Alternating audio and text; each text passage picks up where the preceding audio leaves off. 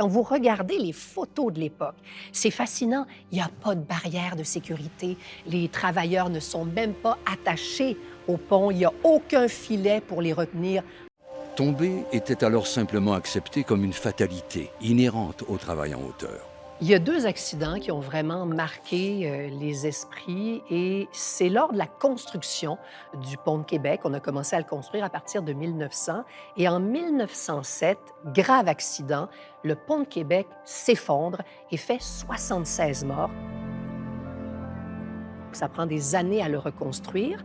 En 1916, au moment où on est censé inaugurer le pont, le 2e pont, catastrophe, il s'effondre à nouveau, entraînant dans la mort 13 personnes.